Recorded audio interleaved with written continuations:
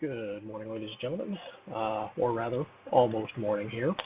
My name is Dodd Forer on Steam. That's Dodforer. If you want to look me up. This is my first video on the game The Long Dark. It's kind of an interesting little game, nice little sandbox mode. You do have to pay for it. It will have a storyline later. Can't wait to see what the storyline is. Hopefully it'll make sense in some areas. I am at what many of you will recognize as the Pleasant Valley home. Holy crap, this is running a little laggy right now with everything. Most of you will recognize this if you've been here already. I'm going to show you my setup and also show you a great spot for trapping rabbits, for those of you who may have been having some trouble. In here is the curing room. This is where I lay out the hides and stuff. We got some bears, some wolves, and some other stuff sitting in here. I basically just lay it all out in here. First bathroom, it's where I store medical stuff. Mostly all this stuff. I typically keep about 10 or 12 on me for the antibiotics. I have had occasions since the last update where I had some meat that was orange in the percentage, and it actually did give me a stomach bug, so had to take antibiotics and rest. As far as painkillers, I keep a fair amount on those on me lately. Since the last patch, it seems like walking downstairs can sprain your ankle, so be careful. In here, some bandages and some of the old man's beer dressings. I like these a lot. Basically, they are antibiotic and wound dressing in one. So it cuts down on the weight you have to carry. So it's kind of nice. Realistically, shouldn't need to carry more than 2. If you need more than 2, you're probably dead. Fridge and freezer. This is obviously where I store the meat. For those of you who are familiar with the FIFO system, anybody who works with any type of perishable goods will understand it is first in, first out. So you always want to look at your percentages and make sure you're eating the oldest stuff first, just so it's more efficient, okay? I've already got some on me, so I'm not going to worry about that right now. By the way, top container, freezer holds 20 kilograms, the bottom 40. The first or the second bear I ever shot actually almost completely filled up that bottom section. It was like 39.5 kilograms. It was crazy. It took a day and a half to cooking. So this is where a lot of stuff happens. Top cabinet here. Keep some accelerant books, which are great for starting fires, as the tinder. Also some tinder plugs, plenty of matches. Okay. Down here, first set of firewood, 20 and 5. Obviously, the cedar burns for about an hour per log, about an hour and a half to almost 2 hours for the fir. Now, the interesting is fir is also used to repair some of the stuff, so you gotta weigh it out as to what you need. An additional 14 over here. So over here, basically, this is all my fire and wood section over here. Food. Everything prepackaged goes up in here. Prepackaged, pre-made, whatever. I actually just realized that this stuff still decays over time, albeit slowly, okay? So you do have to keep your eye on it. I had to toss out a candy bar, which got down to 9%. No big deal. But it was red, so I left it alone. Additional container. Don't have anything in there right now. Water. 14.5 liters on. Got a couple of tablets just in case. An additional 1 right there. Excuse me. Had 10 in here at one point. I've been using it over the last couple of days. Haven't been super concerned. That one's empty right now. All right. Don't think you can hear it right now, but the wind is whipping up outside. So we got a little bit of a storm coming in. Now, with the last update, they did some great things, but they also had an issue. For those of you who were at the farmhouse, it became an extra dimensional space. By that, I happened to be out on the coastal highway at the time and came back home, and I walked in through the side closed porch, the one over here on this side right here by the fridge. This door right here and that door right there both lead out to the outside, but they're on open porches. When I came through the enclosed porch, the entire house had reset. So all my old stuff was gone, and it was like a whole new house all over again. And at first I was really upset because I had a lot of stuff in there. I emptied everything that was in there, and I started restoring things where it were. And then I happened to walk out the front door to do something, and I came back in the front door, and lo and behold, I was back in the old house. Okay? So it was kind of weird. So I went running around. I went back out the side door again, came back in the side door, was back in the new house, grabbed all the stuff out of it, back out the side door, back in the front door, put all my stuff back in the old house. It was kind of hilarious. The big problem is, though, is that it wiped out the root cellar, which has the workshop and everything. Now, there was a way someone found, there's an old save file, which you go in and you rename it, and you get all your old stuff back. In the interest, though, of not knowing what fixes or changes may occur, I decided to stop storing my stuff downstairs. So I store all of my stuff up here now, just in case. So here I keep all my tools. For those of you who don't know, fishing tackle can be used the same as a sewing kit in place of a bunch of tools. Now, the reason I have all these is because I got what I will refer to as unlucky. And one of the preppers caches that I have was a tool facility. So, yeah, lots of tools. This is where I keep the bits and bobs for making things. I've got some arrow shafts already made, some more feathers, some cured maple, various stuff. The reclaimed wood used for making torches, if you want to, or snares, which is good. The third shelf I use for hides and stuff. All right, got some cloth in there, hides, things like that. Additional room for the gut. I started accumulating so much gut that I had to move it to a separate bin. Now, I also have this right here, which I can use later on if needed. So we've seen the curing space, we've seen the kitchen, we've seen where I do storage. Just come on upstairs real quick here. The wind is still whipping up outside. This is the main bedroom. It's really kind of annoying. The master bedroom is actually one of the coldest bedrooms in the house. I'll tell you why in a moment. This is extra clothing. Now, a lot of the stuff you'll see I've got more cloth right here. In the event you get attacked, mauled by a bear, such like that, your deerskin and wolfskin clothing might get damaged to the point, excuse me, where if you get attacked again, it could get destroyed. So at that time, it's kind of best to swap off with something else.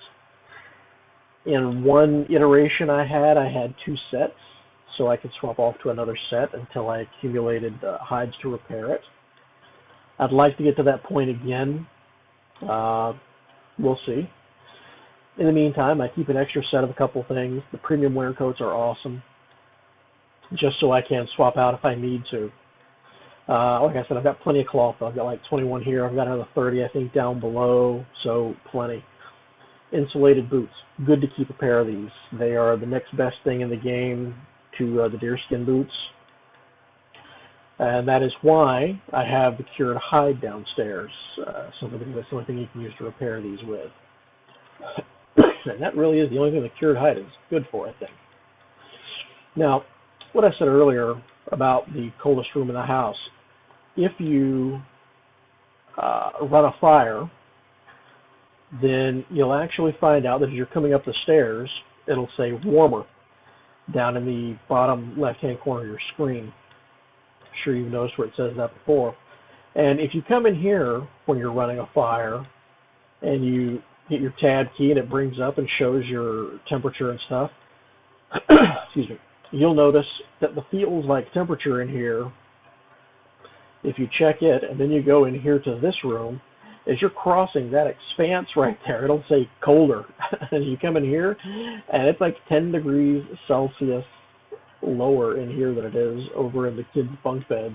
So that's kind of hilarious. You would think the heat would distribute a little bit better, but in a way it makes sense. In a way it doesn't. Now we're going to look at the expeditionary cabinets. This is when I go out kind of stuff. Now, I always keep an accelerant on me just in case I need to start that fire right now. Obviously the antibiotics told you about earlier, the infection. Can opener, always handy, just in case. A cup of coffee helps knock off some fatigue if you're getting a little too much. Fire starters, very handy. A couple of flares. Flares are good for fending off wolves in the event that you don't want to have to kill them. While it is a game, it is kind of good to practice a little bit of common sense and efficiency. First off, if you do have to kill them, you're wasting a round. If you don't need the meats, then you chance more meat spoiling before you can get to it. Unless there's an actual need, don't do it. Just practice a little bit of efficiency. And this is the best way to go about that. Also, when you're in conditions you get caught out in a storm, you have very limited visibility. 9 times out of 10, well, maybe 7 times out of 10. The wolf will be so close you won't be able to get the weapon up in time to actually fire. But you will be able to light a flare, which is why in bad weather conditions, limited visibility, I've got one of these equipped instead of the rifle. Hatchet, always carry one of those for foraging. Knife, you would think the knife would be used a bit more, especially for dressing animals and stuff, but for the most part, for some reason, a hatchet is used. I don't know why. The old man's beard dressings, again, antibiotic and dressing in one. If you've ever been attacked by a wolf or mauled by a bear, you know that in the bottom right-hand corner, the red first aid kit shows up and it tells you got a chance of infection and you're bleeding. So having this reduces the time to getting a bandage on. You don't have to put antiseptic on and then put on a bandage. Painkillers. I used to use these every once in a while. Since the last patch, like I said, it seems like coming down some stairs you can sprain your ankle if you're not careful. So I carry a few more on me now. These, just like the antibiotics, are taken in pairs. So you've got to have a denominator of 2, so even numbers. Clothing is self-explanatory, and water. You need water. It's one of the most important things. I'm typically carrying a couple of liters on me just to be safe. Now, we're going to get to the cabinet. Here we've got our bearskin bedroll, which we take out with us whenever we are going to go trekking, so to speak. Typically, I'm going to take this with me whenever I'm going long distance to an area I have not been before. Okay, I take it with me just in case. In case I got to get into a cave and bed up there in a storm, or in case I'm getting into an area that I just don't know. But you have to be careful. I made the mistake once. I was extremely well kitted. I was decked out. My house was in order.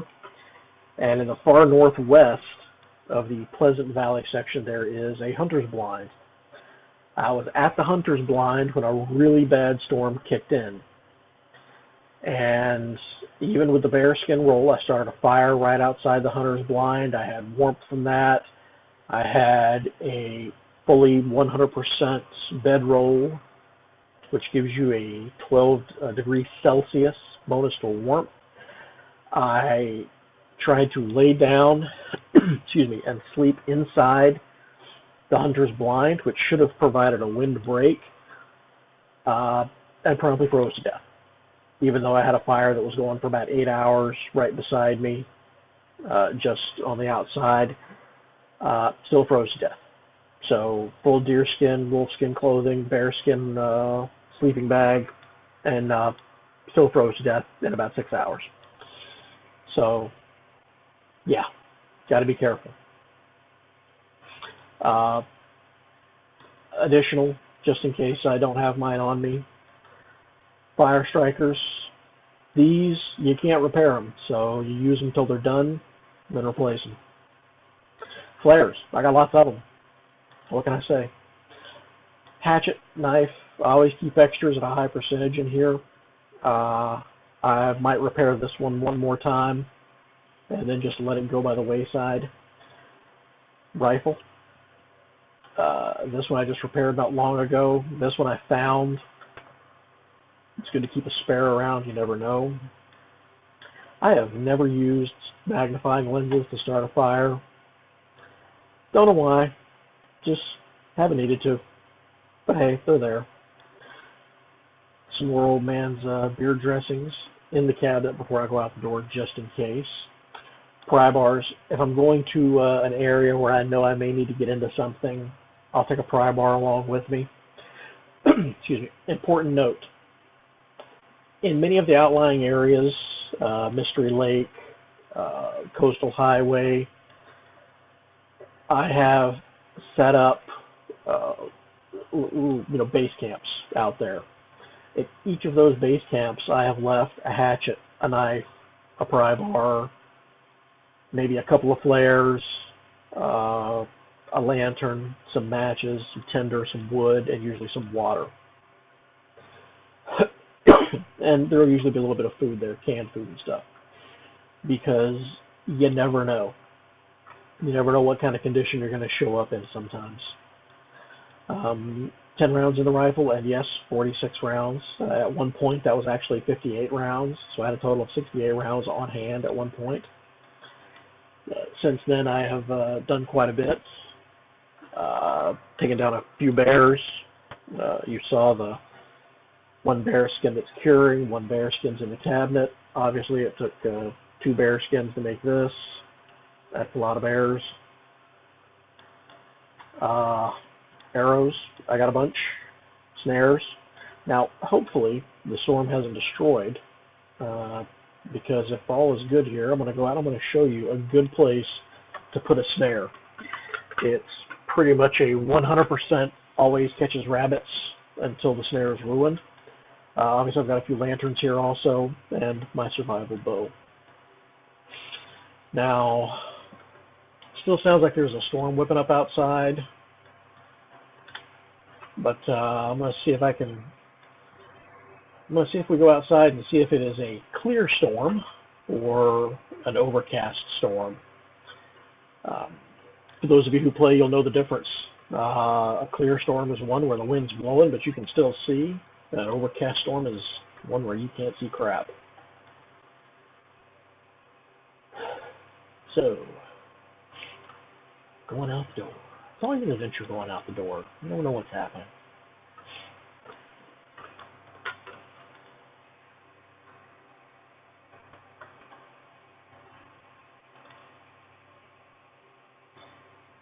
It is a clear storm. We're going to walk over here to the side, and success. Look right out there towards the bridge. You can barely see my cursor. You see a little body lying out there. That is where I put the rabbit snares. I put one out there, and literally every day, every other day, well, there's another rabbit for me. We are not, however, going to run out there right now, simply because, well, 9 degrees Celsius isn't bad. But even though the temperature is good on it, being out in weather like that in a storm will degrade clothes, especially when you've got to spend about an hour sitting there harvesting stuff off of an animal. Now, rabbits don't take long. They're like 40 minutes. I don't think I've ever had one take longer than an hour, and that was a good, fresh, healthy rabbits. There's not much meat on them, so it doesn't take much. I'm just going to do a quick rest for a couple of hours, see if I can get the storm to go away.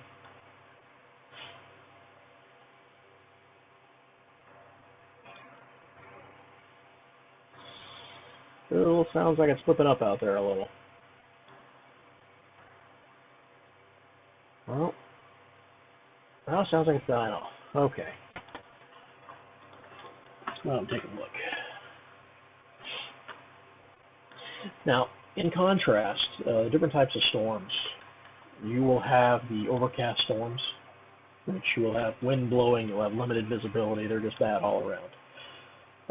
Typically speaking, those are the storms where the temperature drops into the negatives. And those are very bad to be in. Like I said, not only are they extremely cold, but they will degrade your clothes pretty quick. Now, so I'm running out here. Now, for placement, here's the first line of trees. Here's the second line of trees. Okay, you're going to go to the second tree in the second line.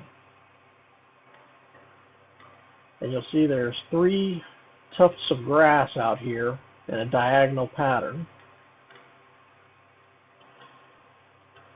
And that is where you want to put that snare. Now, oddly enough, the geometry here is kind of messed up. If we go ahead and grab our snare.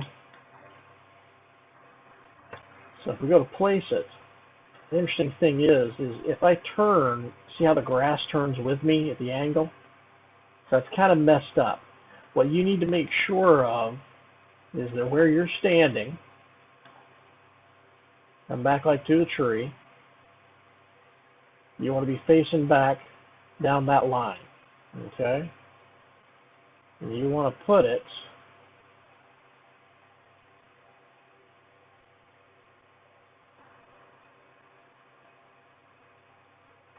about right in there. So it looks about like that. Okay. Now, you already saw one little fluffy body right there. And like I said, it's pretty much a 100%. I'll get 3 or 4 rabbits off of a single snare, and then I'll go out one day and it'll be down and ruined. But basically all you got to do is come out to your porch, look out, and if you see the little body lying right there, you know you got one. Okay?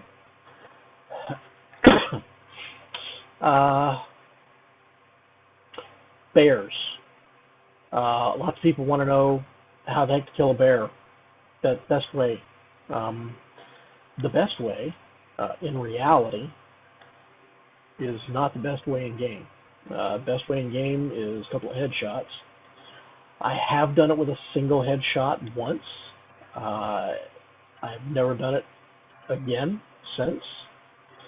It typically takes 2, occasionally 3, depending on range to the animal. Let's be realistic. This hunting rifle is one of the worst hunting rifles I've ever used.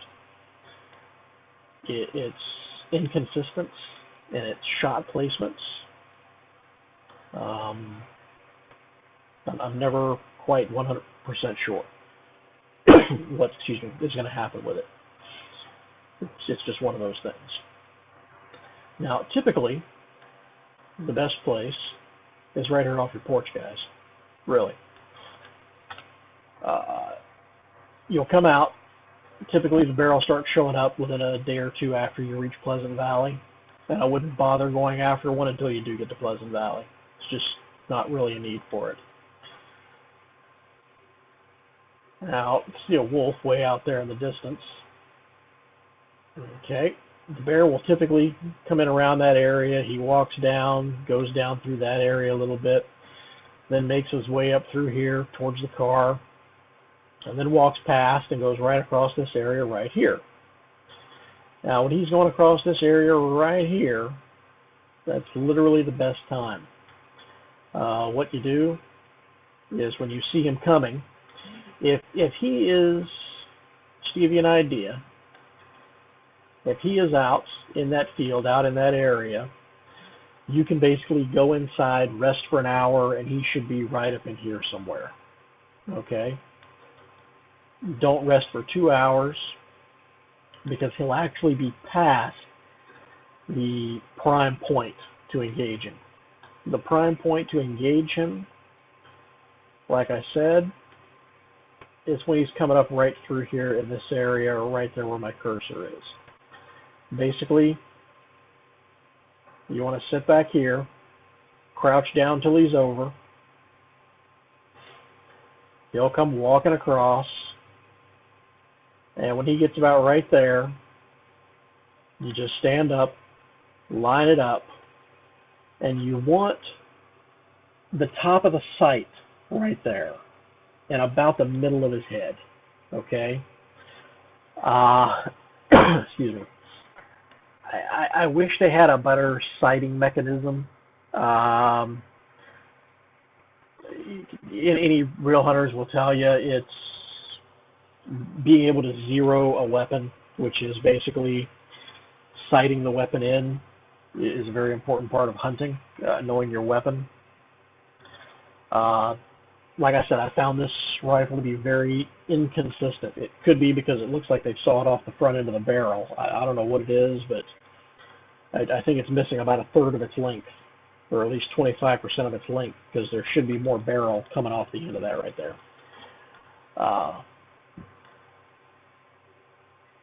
But like I said, first shot, typically, if you can get it about the center of the head, may drop them. If it's a really great shot, will at least stun them and make them think twice. They will typically walk very slowly after that. If they're walking really slow after that, you know you got a good shot on them, okay? Then you just line up your second shot with the head again, pop them, and they're down. Now, if you want, I'll hit them with the first one, and they'll start walking towards me because you kind of make them angry. And I'll basically wait until he's about right here on the front, and I'll shoot him right there the second time, simply because I want him as close to this door as possible, okay? For those of you who have not had the opportunity to dress a bear, you really want to shoot this thing at the beginning of the day, all right? It takes around 10 hours simply to fully dress the bear, okay? Some of the bears I've shot have ranged anywhere from 29.5 up to 39.5 kilograms. That's just the meat. Then you've got the hide and 10 units of gut. It's crazy. The first round of meat, typically what I do is as soon as I shoot the bear, I run inside and I drop everything off of me into the cabinet that I don't need. I keep a hatchet, my clothes, some water, and a piece or two of meat that I can eat after I do the first round of harvesting. Now, as soon as you do the first round of harvesting, you basically got to get inside, dump it all off, because it's going to weigh a bunch. It's going to weigh you down quite a bit. Not only that, but the weather conditions may have changed, and you could actually be to the point of losing condition or extremely exhausted. If that's the case, gut is always the last thing to harvest. It'll stay, and it won't degrade. Meat is the primary concern. When you get to Pleasant Valley first, I recommend, as long as you have food, there's typically some food in the house and stuff, I recommend the first thing you do is get the house sustainable, okay? That means get yourself some tinder and some matches, forage some wood, and get a good backup of water, okay? Because the thing is, a single kilogram of meat takes 20 minutes to prepare in this game. To me, that's not cooking the meat, that's turning the meat into jerky, okay? It's an extremely long time, okay? Too long in my opinion. 10 minutes should be plenty. But single kilogram of meat, 20 minutes, that means you can do 3 pieces of meat every hour, which means if you've got a 30 kilogram animal that you just put down, you've got 10 hours of cooking ahead of you. Okay? 10 hours of cooking ahead of you. That takes a lot of wood. Okay? That's going to take you either 10 pieces of cedar or 7 pieces of fir. Okay? Maybe 6 pieces of fir. I don't know. It's going to be in there somewhere. But it's going to be a bunch. Okay? Literally, the 39 kilogram bear that I shot before took a day and a half to cook the thing. Okay? You're going to be beyond exhausted. Typically, what I will do is I'll get the first bear, I'll do the first batch of meat, cook it, get it ready. I'll end up eating some of it because just cooking it takes forever. You got to consider the first batch of meat you grab, you might be grabbing 20 kilograms. You're looking at 6 hours of cook time right there. Okay? Yeah, 6-7 hours of cook time. Okay? So you end up eating some of the meat as you're going. Okay? But also you got to remember you need water for that. Okay? So that's why it's important. First thing you do when you get to Pleasant Valley, get yourself set up for that first big haul. Okay? If you manage it properly and you get it ready, then you don't have to worry about that stuff in the future. I mean, like I said, at this point, I've got plenty of wood. I have plenty of water. I'm more than capable of sustaining at this point. Now, it truly becomes just a matter of maintenance. Basically, I log in every day, run it for a couple of days, log out and go do something else, because I mean you can only do this kind of thing for so long where it's kind of like, okay, what am I going to do now? You know, I hope more content comes available. I'd love to see some other areas opened up that we can go into and explore. Also, just in case the developer gets a look at this, just in case, I would love to see the addition of one more, call it a tool, call it a weapon, okay? We have 2 ranged tools here. We have the bow, we have the rifle, okay? And make no mistake, yes, they're weapons, but in all reality, they are tools. It's how you use the tools to define what they are, okay? In reality, we have nothing melee and up close wise. Until a wolf attacks you, you have no ability to use a knife. And let's face it, when a bear's attacking you, you have nothing, period. You just get mauled. What I would love to see is something that, in the conditions that we're in here right now, should be easily done, okay? A boar spear, okay? Or spear of some kind. It wouldn't be hard. Realistically, you've already got models for trees with saplings. Take something like the maple sapling, extend the length twice the length, have 1-2 tops per area. Name it whatever you want, put a different color on it if you want, whatever. But once that's cured, make it have twice the cure length of a maple sapling. Once that's cured, you need the cured sapling, whatever it is, along with a knife of at least 75%, and then 2 pieces of gut, cured gut. You put those together, and boom, you've got yourself a boar spear, or spear, okay? Now, I can envision 2 ways of the spear being used. First, when the individual has the spear in hand, you just run with it, basically almost like you have the gun, right, or the rifle right now, cross-armed, cross-body style. However, when you crouch, the spear would actually extend out almost like a foot pikeman, a footman with a pike, old style, where basically he's got the butt of it in the ground, his foot's on it, and he's got it held out in front of him. Okay? If done at the right time, this could have 2 things. It could either A, get a wolf who's attacking you, or impale a bear that's attacking you. Might not kill it, might injure it and cause it to run off. In the case of the wolf, probably kill it if you do it at the right time. If you do it too early, it might actually just serve the effect of just like a torch or a flare, where the animal kind of is like, all right, what the heck's going on here? All right, forget it. I'm not going to mess with this. And they take off. Or they decide, to heck with it, I'm going to attack you.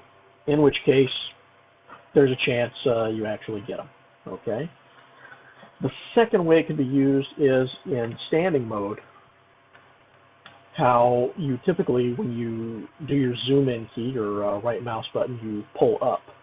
Or with the bow, how you pull the arrow back. Okay? In the case of the spear, when you pull back, you would actually see the shaft pull back over your right side and the spear would come back, and then when you hit the left mouse button, you would actually cast it forward to throw it. Okay? Just a thought.